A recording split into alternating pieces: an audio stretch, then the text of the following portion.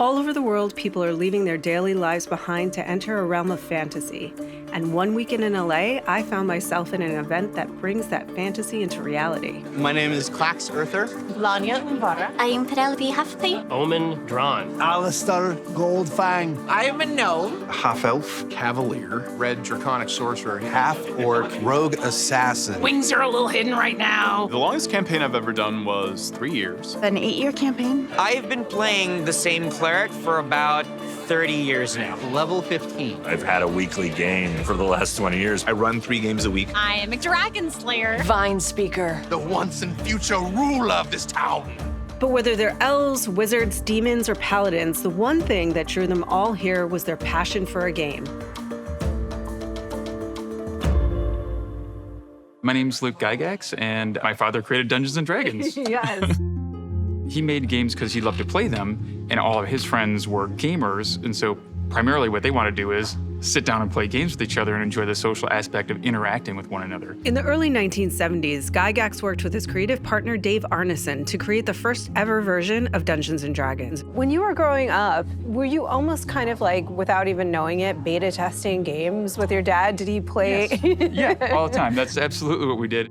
So I play tested new rules for the barbarian class, test new magic items out. People would come over and play, and they were game designers and stuff who worked with my dad, with a weird mix of neighborhood kids too. Gygax, to me, when I was a kid, was a mystical figure. The idea that there was somebody out there who had the genius to put this game together. It was a revolutionary game. It was a new style of game. It wasn't linear. There was no set beginning and end point. D&D was really the granddaddy of them all. It was the very first role-playing game. What is it about Dungeons & Dragons that makes it different than other games? That's a few things. It's a series of rules that create an engine that allows anybody to tell a story. It's essentially just a giant long-form improv game. The agency is completely your own. And it was an outlet for all of that creative energy. And when I got a chance, I can make a character, I can tell their story, that was the hook. I can give this world life. We're in this room right now, and imagine you hear a loud crashing boom from right over there. What would you like to do? I want to go investigate. You're in, now we're playing. There are rules to learn, but it's very easy to learn as you go, and that's the best way. In order to learn those rules, I rolled some dice with a cast of Heroes of the Veil, a group of D&D live streamers. I have my character. Yes. I got my dice. I got my D20. We're gonna find out the rest of it along the way. Also friends. And I got some friends. I have some new friends here, which I'm very excited about. Each player creates a character with special abilities. I was a gnome sorcerer who could cast spells. I hide behind the tree, and I ready a fireball, and then I say, am I breaking the rules? No, you're not breaking the rules. If any rules get broken, it's gonna be me. Then there's the Dungeon Master, or DM.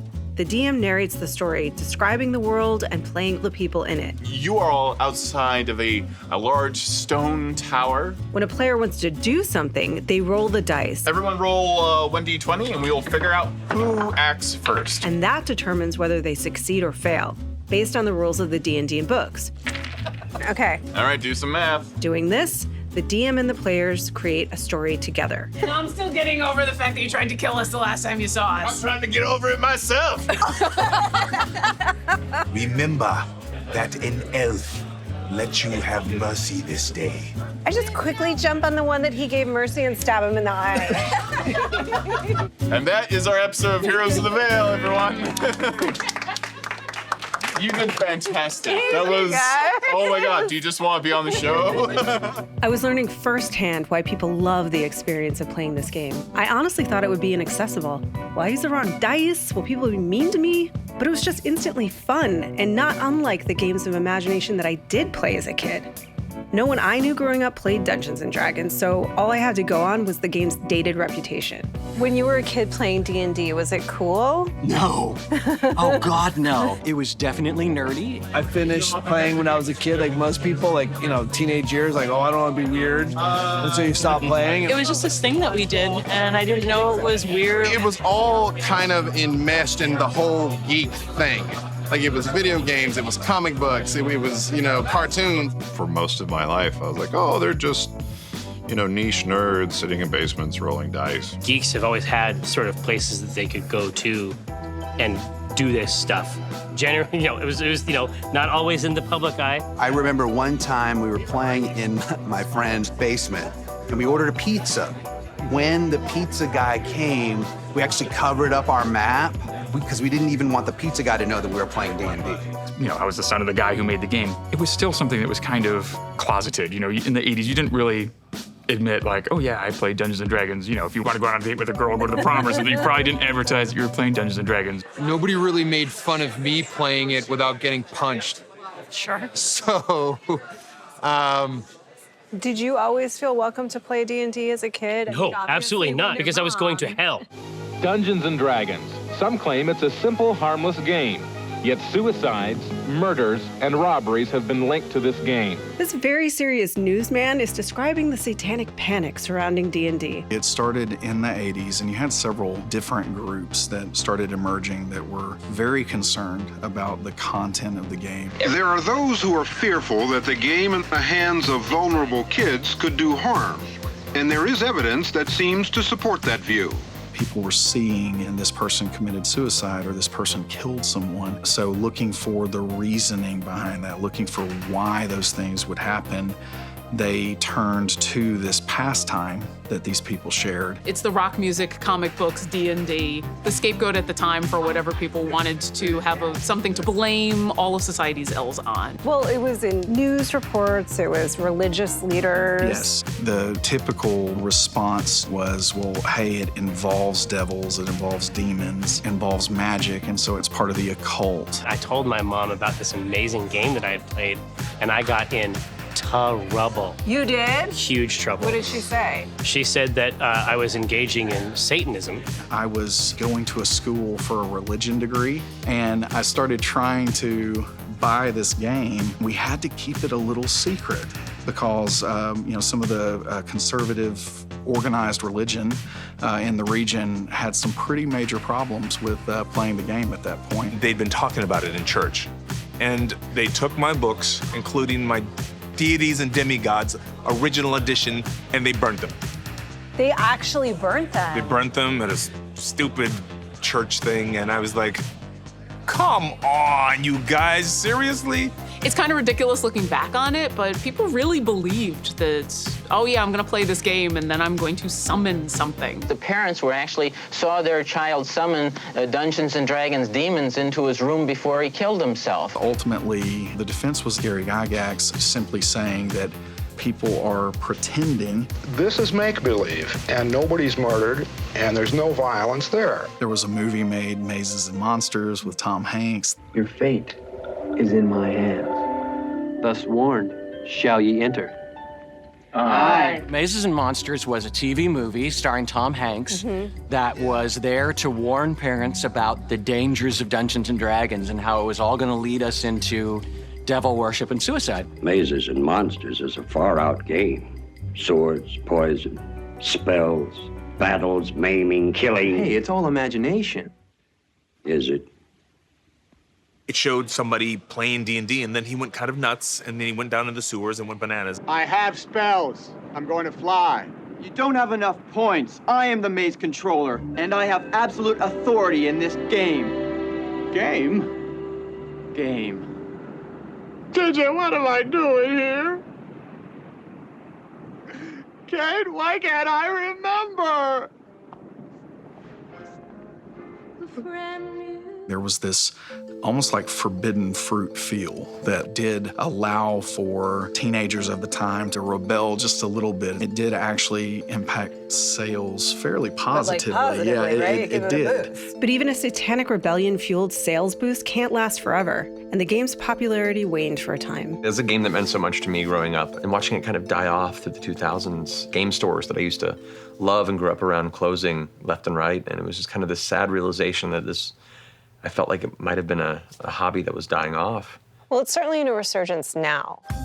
It's in a boom, right, as you very well know. I mean, there are a lot of factors that brought it back to the forefront. Those factors include the game's more accessible 5th edition, the rise of geek culture in general, and live streaming. It's wild to see this resurgence, see this happen, because some of us were like, I remember when this was the thing you just kind of did with your friends in the basement, and now it's this, which is insane. I mean, the thing that the internet has done is sort of broken down these stigmas and these ideas. You know, you've got these heroes like, you know, Joe, you've got Matt Mercer, and all of the geek chic that's come into play right now is just destroying these preconceived notions of what it is to be a geek. This idea that if you look a certain way, well, you can't possibly be into Dungeons & Dragons. I put together a game last year for guys who could deadlift over 400 pounds. The biggest fantasy nerds on the planet who, for some reason, people think, that guy plays Dungeons & Dragons, and so, well, why not? This version of D&D is the easiest to learn. You just grab a piece of paper and sit down with a couple of friends, hopefully that already know how to play, or you can just open up the book and figure it out yourself and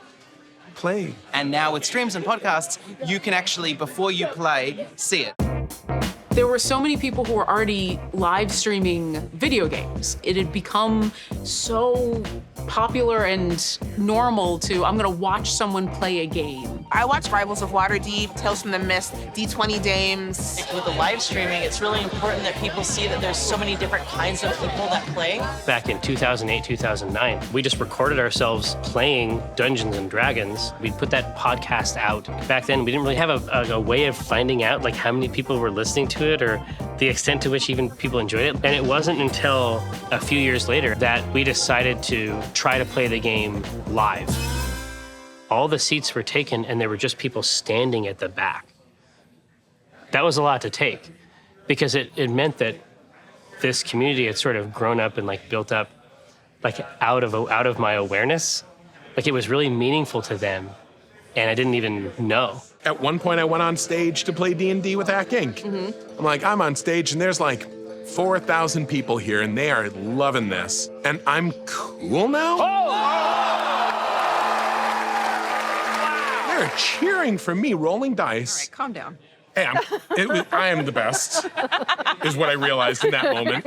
And then you have like Critical Role. Critical Role, where a bunch of us nerdy-ass voice actors sit around and play Dungeons & Dragons. Critical Role and their fans, known as Critters, have become a massive voice in the games community. When we first started the show, we thought the concept of people watching other people sit around and play D&D for 4+ hours at a time would never work. We made an appearance at New York Comic Con about a year into the show. So many people were crowded in trying to watch this panel. And we ended up doing a signing off-site. The line of people wrapped around the block. And that was the moment that we were like,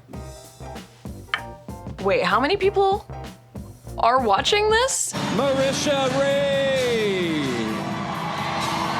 It seemed like a no-brainer to take what we did around the table and turn it into some sort of animated project. The Kickstarter was to raise money needed to get off the ground, and so we sort of set our expectations at a modest level. Fund a fully animated half-hour special starring the original characters from our first campaign. And our budget, $750,000, is way more than any media company wanted to take a chance on. We definitely didn't appreciate how far it could go. Are you a Critical Role fan? Oh, yes. I supported their Kickstarter. Did you support the Critical Role Kickstarter? I did. Absolutely. Yes, I did. The Kickstarter was really the thing that went like... That first morning, we clicked open the browser, I think, 6 minutes before it was supposed to start. And there were already like a few $1,000s in the thing. We were like, uh-oh, it's broken. The number just kind of kept climbing and we were just staring at it. And I was like, we have to leave. We have to go to work. And she's like, I can't leave. We quickly realized that we had grossly underestimated the excitement and the passion of the Critters. No matter what you donated or what level you at, you felt like you needed to be a part of something that special. I don't think in their wildest dreams they thought they would raise $11 million. There isn't a step of my life that one of the major facets of all decision-making is thinking of all the people that have gotten us here and have come with us in this journey and making sure that we do everything to honor, you know, that goodwill and that community that built this. Critical Role might be on the front lines, but D&D diehards have been influencing Hollywood for years. You'd be surprised by how many of the people who make the things that you love were shaped by D&D. My whole generation was influenced by this game And I think a lot of people out there are finally starting to realize that those weirdo kids that they looked at funny in high school, like we're all working in entertainment. There are so many writers and directors and actors and producers working today who credit, playing this game in the 80s and in the 90s for like teaching them the ins and outs of storytelling. Dan Weiss, who co-created Game of Thrones, he plays in my home game now. Brad Payton, who directed Rampage, The Big Show from WWE Wrestling, Tom Morello from Rage Against the Machine, James Gunn, he created the Guardians franchise. They're all coming over to play at my house. Guardians of the Galaxy is a D&D party. There are different classes of different people thrown together in a situation and they bumble through it. I'm like, that is a D&D party. You want to know a fun thing? The creation of the iconic adventuring party, the 4-member adventuring party based on the Golden Girls. What? Get out of here. It's my favorite thing I've ever heard. What are you eating? No, they're the perfect They're the D&D perfect party. D&D What are party. the classes of each one? Fighter, wizard, cleric, thief.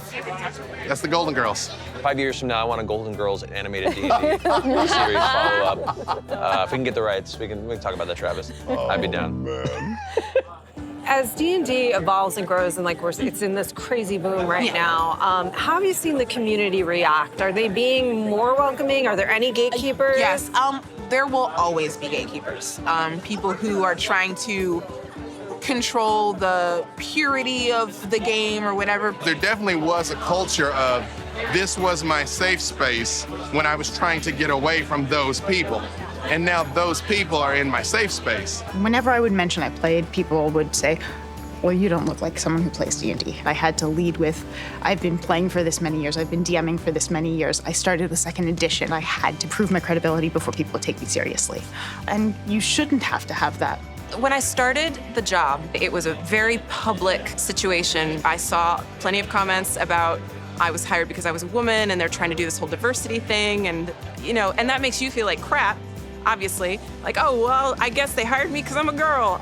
But it's honestly, I've gotten none of that. Since I started cranking out products and since I started becoming, I'm actually working, I'm doing these things, and the things that I'm making are good, I've heard nothing, not a peep. All these women came to me and said, thank you for running this because I was really shy. I wanted to play my whole life. Either my brother played or my boyfriend played.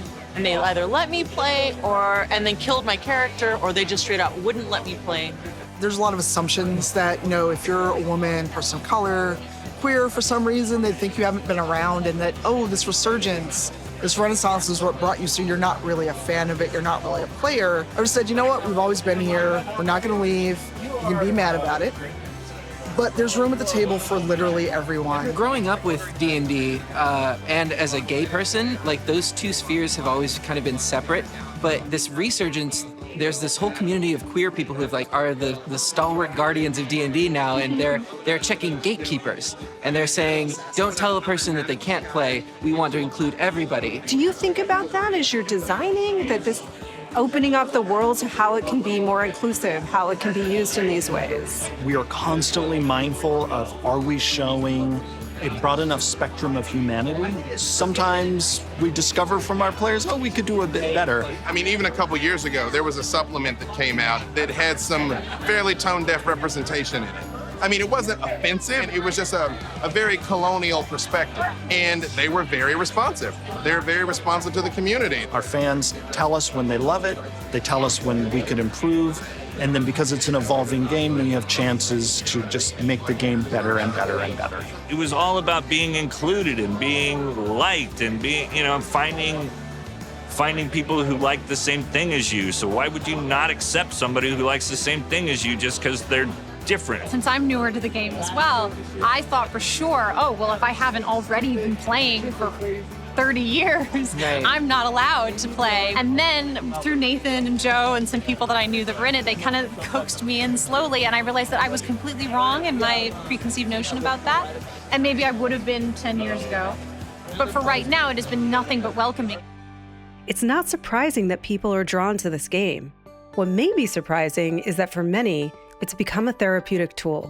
teaching social skills to children, helping people in prisons, and even serving as an escape for people in the military. I do a lot of USO tours, so I travel all over the world saying thank you to the men and women protecting our country. And I've been in multiple deployments where, like, because people now know I'm part of the community, come up to me like, dude, we're running this campaign in the middle of a war zone, or you're protecting our country. And like, there are days that it's down, you don't go to a movie, you're forward deployed. So it's awesome. With Dungeons & Dragons, it's everyone together, and we're all working together for a common goal. Sure, you're playing a character, but when people discuss their characters around the table, they don't say, do you remember when our group of characters went and did this? They say, hey, do you remember when we did this? D&D and other role-playing games allow people to create characters that are more like who they want to be, and as such, kind of learn what steps they can take to go that direction. Create someone entirely different from who they are, and learn empathy and connection. There's that old idiom that you can't understand somebody until you walk a mile in their shoes. Putting yourself in a different mindset other than your own, it can really open up empathy and understanding. I actually run a game at home for my son and a bunch of his friends. And my son is on the spectrum. And it became pretty clear to me after a few games that he was very, very engaged with it. It definitely seemed to have something like a therapeutic payload. And so then when some friends of ours, the Adams from Game to Grow, they're therapists, they put together a Kickstarter. Critical Core is specifically a version of a role-playing game designed for children with autism. It's a whole curriculum as part of an adventuring storyline, and with expandable aspects of it. It's really, really cool what they're doing with it. Is there anything you think about the mechanics of the game itself? I think that it's that getting into the practice of sharing the space and sort of like passing the microphone back and forth and making sure that like the spotlight is on one person at a time is actually very, very good training for conversation. In one of my homebrew groups, we have a teenager who's on the autistic spectrum. He gets told no so much in his life that he's doing things wrong or that he needs to settle down or be less. And we all get told some of that to some extent, but I think it's all he hears. To see him get so excited when he would have these wild ideas, but then get told yes, it really was eye-opening to see that. There are kids that are stuck in the hospital for months at a time, and so I went and I ran an adventure for Pittsburgh Children's Hospital. It's amazing watching the kids jump out of themselves and into another character. They got to leave their own troubles and bodies behind. I think it's like an incredible tool in that way. I've seen it help friends of mine with PTSD. I've had it help me. I had a very bad experience. I was in a shootout, and it was a fatal shooting. And it was in a very public place, and I couldn't really get out of that situation.